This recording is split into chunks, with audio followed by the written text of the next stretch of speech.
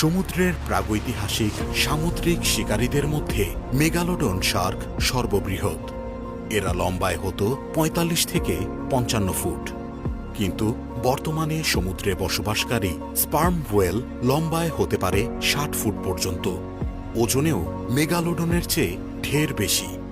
আবার নীল তিমি পৃথিবীর ইতিহাসের সর্ববৃহৎ প্রাণী, অর্থাৎ পৃথিবীতে কোনো কালেই নীল তিমির চেয়ে বড় কোনো প্রাণীর অস্তিত্ব ছিল না। এরা লম্বায় হতে পারে ১০০ ফুট পর্যন্ত এবং ওজনে হতে পারে ২০০ মেট্রিক টন।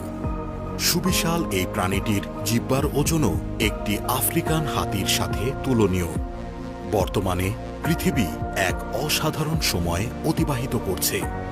সর্বকালের সর্ববৃহৎ প্রাণীটি একই সাথে পৃথিবীতে অবস্থান করছে ইতিহাসের সবচেয়ে বুদ্ধিমান প্রাণীটির সাথে।